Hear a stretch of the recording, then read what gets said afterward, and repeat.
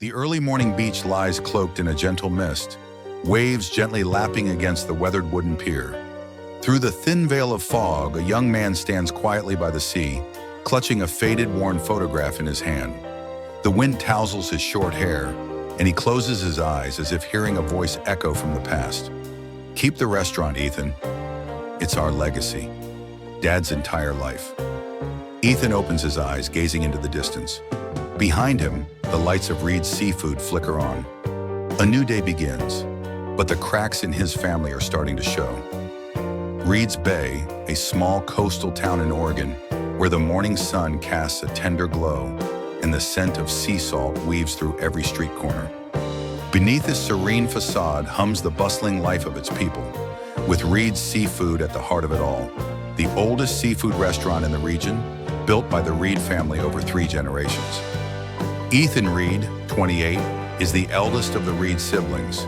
Tall, sturdy, with eyes that radiate calm resolve, Ethan has shouldered the responsibility of running the restaurant since their father's sudden death 2 years ago. He's not just a skilled manager, but a devoted son and protective older brother. Though sometimes that protection makes things more complicated than they need to be. In stark contrast, Caleb Reed, 24, is an artist at heart, with long curly hair, a charming smile, and a guitar he's never without. Caleb lives for melodies and dreams of escaping the small town of Los Angeles, a place where he believes his music can change the world. Though they're brothers, Ethan and Caleb are like 2 sides of a coin. Ethan values tradition and duty. Caleb chases freedom and emotion.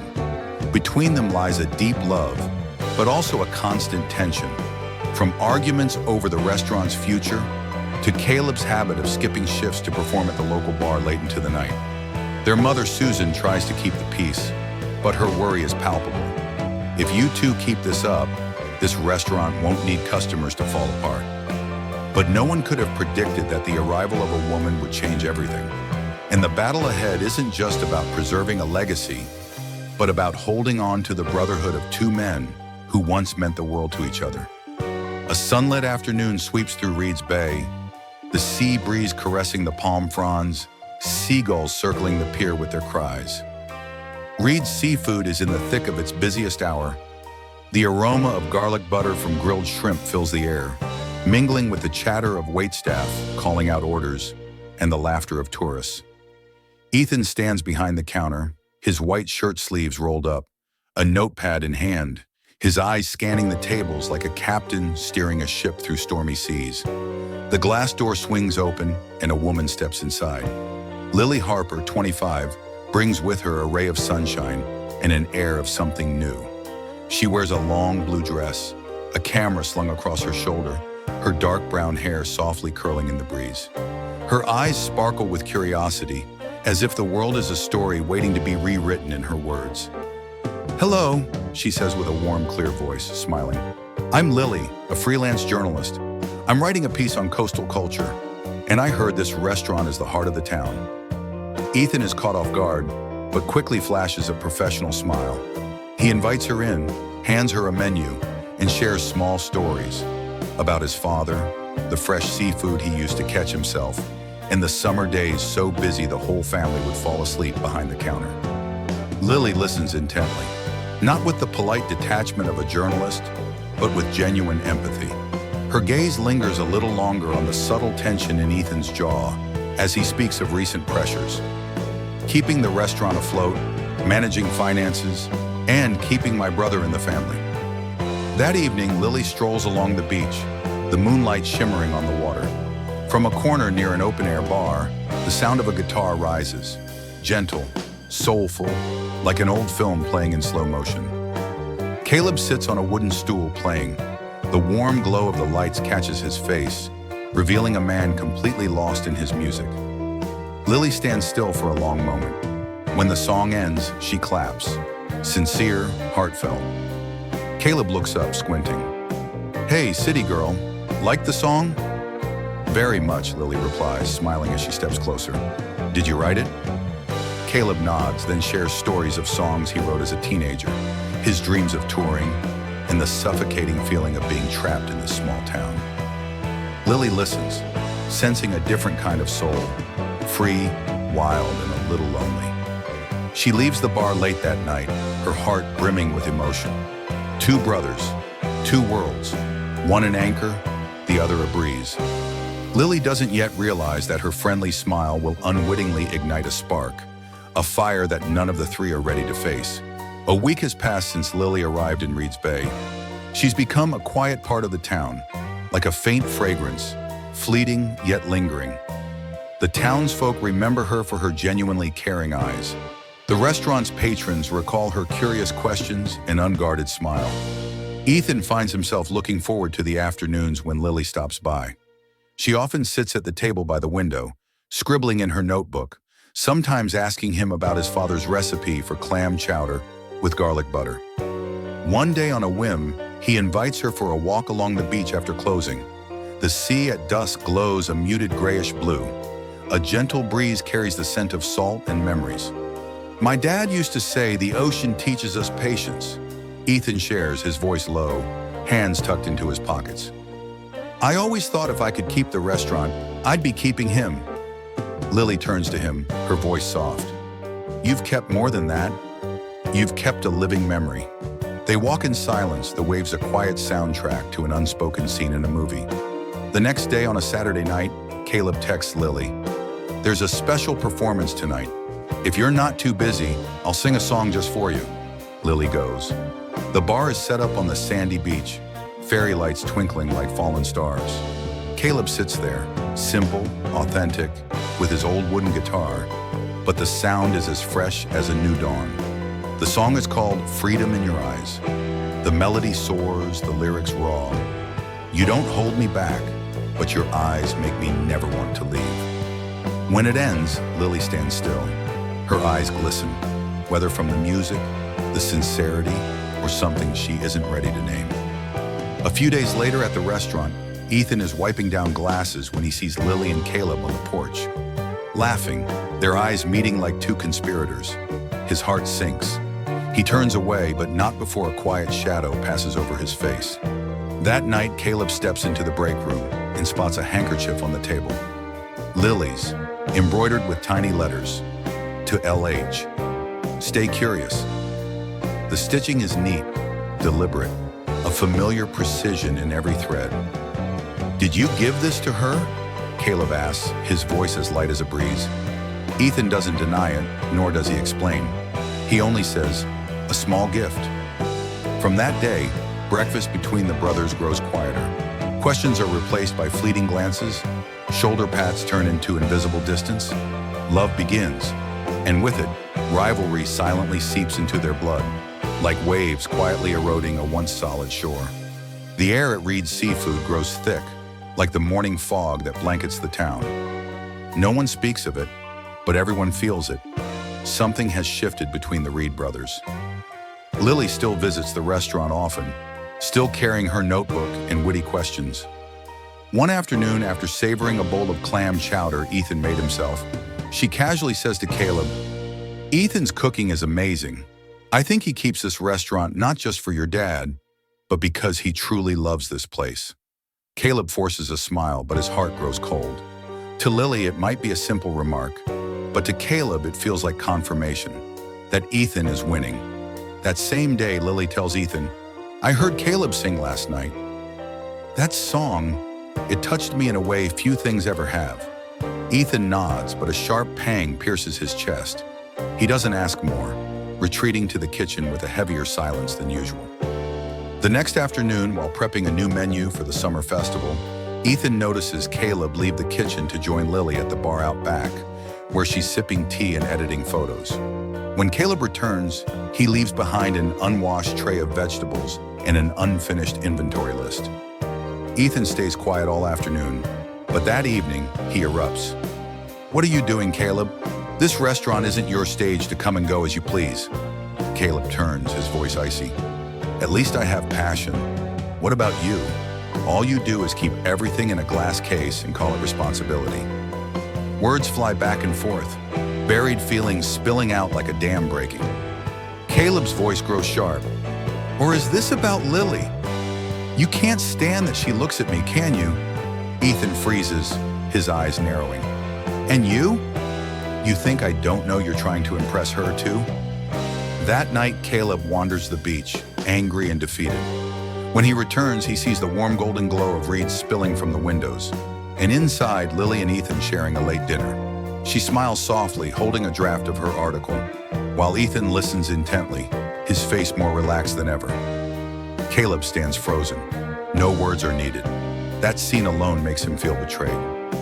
The next day, while clearing tables, Caleb sets his apron on the counter and looks at Ethan. I'm leaving. I don't want to ruin your perfect family image. Ethan is stunned, unable to respond. Caleb walks away, carrying his dreams, his misunderstandings, and a heart full of hurt. And Lily, when she hears the news, can only clutch her notebook tightly, her heart aching, because she realizes she might have become the line that divided two halves of a once unbreakable brotherhood. The morning after, Lily sits quietly in her small rented room near the beach. She gazes out the window where sunlight filters through the trees, painting the walls with shimmering flecks of light, but her heart no longer feels as clear as that sunshine. She came to this town to write an article about the ocean, the culture, the people. She never imagined she'd become the catalyst for a rift between two brothers who were once so close. That afternoon, Lily heads to the restaurant, where Ethan is busy fixing the lighting at the bar counter. He's in a white shirt soaked with sweat, his face set like a stone statue. Ethan, she says, her voice soft but firm, we need to talk. He straightens up, sets down the screwdriver, and looks at her with a mix of exhaustion and wariness. I know I didn't mean to hurt anyone, she begins. I care about both of you, but clearly things have gone further than I expected. Ethan sighs, leaning against the counter. I don't blame you. Feelings aren't anyone's fault. I just didn't expect Caleb to react like this. And you, Lily asks, do you really like me? A brief silence. Then Ethan nods gently. I do have feelings for you, but if that means hurting Caleb, I'd rather keep them to myself. That evening, Lily walks to the beachside bar. Caleb sits alone, his fingers brushing the guitar strings, producing no melody, just disjointed sounds like his mood. What are you doing here? He asks without looking up. I'm here to set things straight, Lily says, sitting beside him. I'm not choosing anyone, not because I don't feel anything, but because I know if I do, I'll lose something even more precious. Caleb smirks, a bitter edge to his smile. My brother has everything, the restaurant, Mom's trust, and now you. No, Lily shakes her head. He has responsibility. You have passion. You're different, and I admire those parts of both of you. But I don't want to be the reason you two hate each other. Caleb looks at her, his eyes deep and searching. So, what do you want? I want you to stay, Lily says sincerely. Not for me, for yourself, and for your brother. But Caleb shakes his head. I need to go. L.A. is waiting for me, and I need space to breathe, to think. 2 days later, Lily leaves Reed's Bay, leaving behind her finished article and a handwritten letter. I never meant to hurt anyone. If you can, please forgive me and forgive each other. The restaurant feels emptier without Caleb's laughter, quieter without Lily's presence. Ethan works more, speaks less, and Caleb, he's somewhere out there, caught between the crossroads of dreams and sorrow. The afternoon fades over Reed's Bay, the fiery sunset draping the sea in a thin velvet glow. Reed's seafood is quieter than usual. Gone are Caleb's guitar strums. Lily's warm voice, only the sound of the wind whistling through the old wooden window frames remains. Ethan closes the ledger, wipes his hands on his apron, and is about to leave the kitchen when he sees his mother, Susan, sitting silently at the far table, a cup of tea in her hands untouched. I thought you'd gone to bed, Ethan says, walking over. She doesn't answer right away. Her eyes are fixed on the horizon, where the waves move steadily, like the breath of time. Then she sets the cup down, her voice slow. Do you know your father loved someone else before he married me? Ethan freezes, caught off guard. Her name was Rachel, she continues. They'd promised to leave this town together, to build a new life in San Francisco. But then he got word that your grandfather was gravely ill. So, he came back and stayed forever. What happened next? Ethan asked softly. They parted ways, not because they stopped loving each other, but because your father chose duty over feelings. He chose family over dreams. Ethan sits across from her, his eyes heavy with thought. And what about you?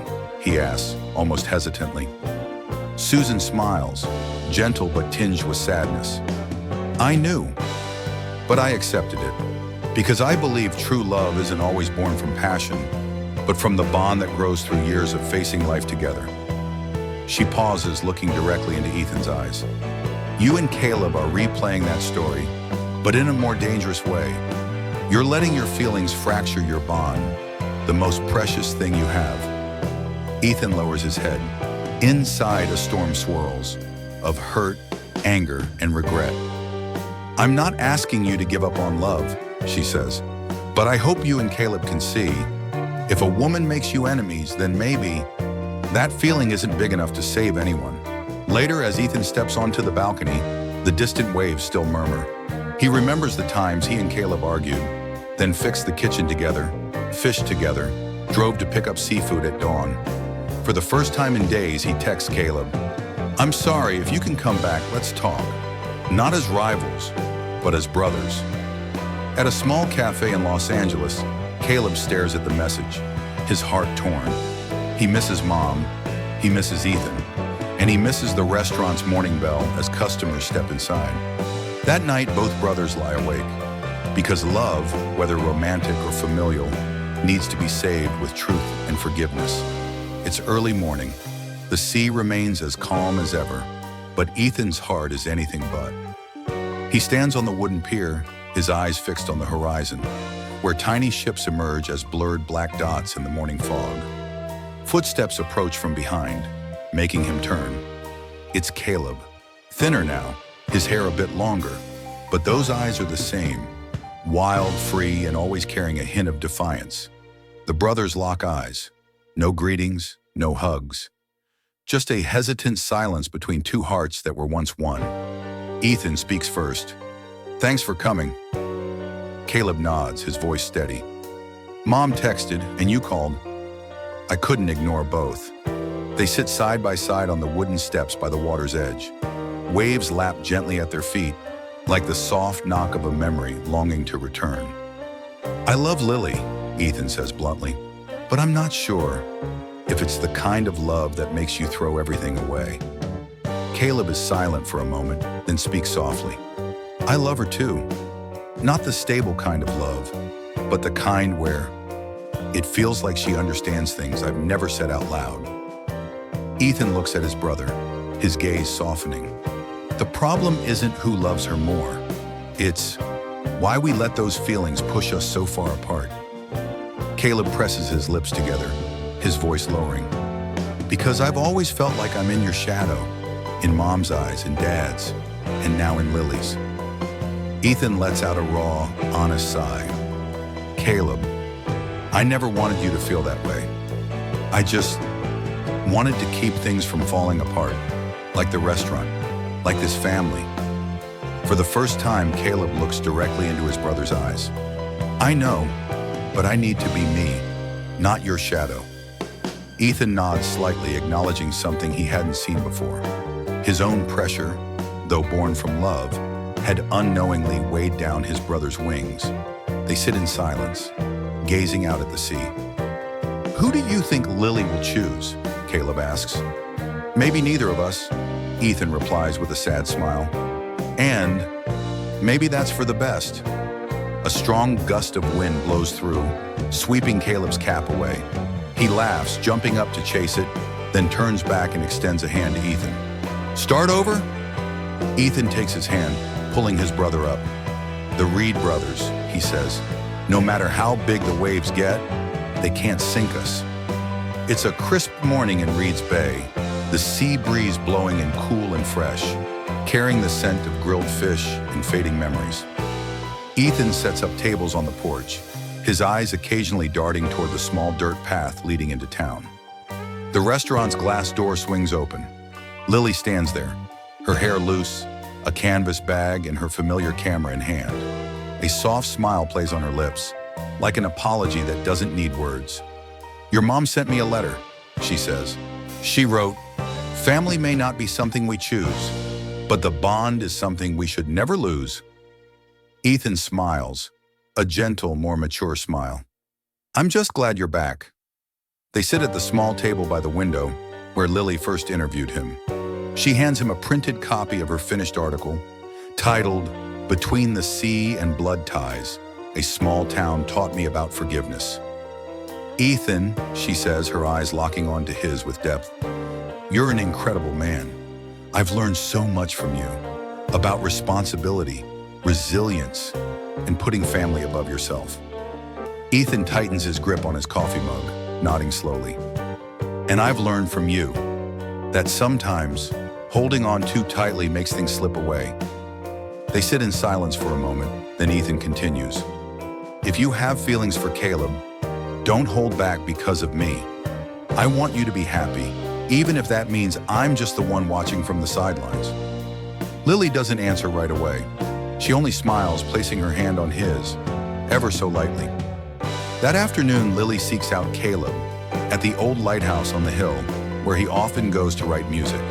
He's tuning his guitar, the sunlight draping over his shoulders like a thin shawl. "I didn't think you'd still be here," she starts. Caleb shrugs, smiling. "No one's singing to the beach anymore, so I came back." They sit together on the moss-covered stone steps. "Are you still writing?" Lily asks. "Yeah," Caleb nods. "But this time, not to impress anyone, just to remember." Lily lowers her head, letting out a soft sigh. "Caleb, I do have feelings for you. Your freedom makes me feel alive." Caleb says nothing. "But I'm also afraid," she continues, "afraid that if we go further, I'll ruin the harmony you and Ethan just found." Caleb looks out at the sea, silent. "So, have you chosen?" he asks. "I chose not to choose," Lily says with a sad smile. "I'm choosing to stay, but I haven't chosen a heart." Caleb nods, for the first time not impatient or disappointed. "Whatever you choose, I'll keep writing. About you, about me, about this town." And they sit there, in the glow of a golden sunset, needing no more words. Because sometimes respect and understanding are a form of love, deep and unbound. It's Monday morning, and Ethan sits in the small office behind the kitchen. The numbers on the bank statement glare at him, cold and unyielding, like a death sentence. The restaurant's account has hit rock bottom. For nearly a year, Ethan poured everything into keeping Reed's Seafood alive. But with the short tourist season, maintenance costs, taxes, and a looming loan from the local bank, the burden has grown heavier than the stones at the bottom of the sea. The phone rings. It's the bank. A polite but firm female voice speaks. "Mr. Ethan, I'm afraid the grace period has ended. If there's no repayment plan within the next 14 days, we'll have to proceed with asset foreclosure." Ethan hangs up, his throat tight. He can't bear to look at his mother. Susan is carefully wrapping seafood sandwiches at the counter, her wrinkled hands etched with a lifetime of keeping this place alive. At that moment, Caleb walks in. His blue shirt is crumpled, his guitar slung over his back, his eyes burning with determination. Ethan is stunned. "I heard about the loan from Lily," Caleb says quickly. "I canceled my plans for Los Angeles. Reed needs me, and you need a break." Ethan stares at his brother, the one he thought would never stay, now the one returning when he's at his lowest. He opens his mouth to thank him, but Caleb raises a hand. "Don't thank me. Let's save the restaurant together." A few hours later, Lily shows up with a design for a crowdfunding campaign post and a social media plan. "Let's host a beachside concert to raise funds for Reed's. Caleb performs. I'll MC. Ethan, you grill oysters," she says with a bright smile. Ethan laughs, the first time in weeks. "Fine, but if you're MC, don't make the audience cry." The three dive in. Caleb calls local artists. Lily writes an article, "Save Reed's, the soul of Reed's Bay," and share it online. Ethan contacts suppliers and fixes the small wooden stage abandoned since the last storm. The day arrives. Calm seas, cool breezes. The townsfolk come in droves, some bringing folding chairs, others sitting on the sand, kids running around under the twinkling golden lights. Caleb sings. Lily hosts with an emotional voice. Ethan serves his famous grilled oysters for free to donors. By the end of the night, the donation box overflows with cash. The online fundraiser surpasses its goal in just 3 hours. When the lights go out, the three sit on the beach, exhausted but happy. Maybe what this restaurant needed wasn't just a new menu, Ethan says, but the trust people have in it. Caleb nods, his eyes on the waves. For the first time, I feel like my music made a difference. Lily looks at them, not as two men who once loved her, but as brothers who put family above all. 2 days after the concert, Reed's Seafood buzzes like never before. Tables are booked solid for the week, online orders triple. Ethan, Caleb, and Lily work tirelessly, their hearts brimming with renewed hope. Reed's is back. But then, a storm hits, not from the sea, but from the internet. One morning, Lily opens her phone. Hundreds of notifications flood the screen. A sensational headline from the tabloid Buzz Chronicle spreads like wildfire. Sophisticated PR stunt, Reed brothers fight over journalists to save failing restaurant. Insider sources claim the beachside concert was a carefully staged drama. Lily Harper, rumored lover of both brothers, was the centerpiece of this media game. Lily freezes. She calls Ethan and Caleb to the usual cafe. The air feels taut, like a string about to snap. I don't know how this got so twisted, Lily says, her voice trembling. But someone clearly distorted the truth. Caleb slams his fist on the table. This will kill Reed's reputation. All our efforts to rebuild from scratch. Ethan says nothing. He's scrolling through the vicious comments on social media. People cancel reservations. Someone posts a photo of the three on stage with a mocking caption, "More drama than grilled oysters." Lily holds back tears. We can't let them define this story. I'll speak up. No, Ethan shakes his head. We'll speak up, together. That night, they hosted a live stream right on the beach stage, the heart of the concert. Ethan starts, his voice calm but resolute. We're not actors, we're brothers. This is a family restaurant, and we did everything to keep it alive. Caleb follows. Lily isn't a stunt. She's the one who helped us understand each other again. And that concert, it was real, every note. Finally, Lily takes the mic. I came here to write about coastal culture, but I stayed for family culture. Ethan and Caleb aren't perfect, neither am I, but their feelings and efforts are real. She shares a PDF of her original, unedited article, complete with notes, interviews, and behind-the-scenes photos. If anyone still wants to believe in sensationalism over truth, I can't stop them. But I believe in what I've lived here. The live stream hits over 30,000 views in 2 hours. Hundreds of supportive comments flood in. Don't let rumors destroy something beautiful. I'm coming to Reed's next week. The next day, customers return, more than ever before. Ethan breathes a sigh of relief, watching the crowd at the door. Caleb gives Lily a hug, not out of love, but deep gratitude, because they know, not scandal, but unity spreads the farthest. A month later, Reed's Seafood wasn't just revived. It's become a new symbol of Reed's Bay. On the blue wooden door, the old sign is replaced with a copper-plated one. Reed's, more than a meal, it's a home. Customers flock from far and wide, not just for the famous grilled oysters, but to touch the story of a family that stood on the brink of collapse and choose forgiveness over conflict. In the kitchen, Ethan laughs with the young chefs, teaching a new recipe while cracking jokes. Don't forget a pinch of salt and a spoonful of responsibility. He no longer shoulders everything alone. He's learned to trust and share, not just with Caleb, but with everyone who carries a heart for this restaurant. Caleb now performs weekly at the small beachside stage. His songs echo every Friday night, sometimes a new ballad, sometimes an old tune rewritten with a fresh spirit. When he sings Freedom in Your Eyes, he smiles softly.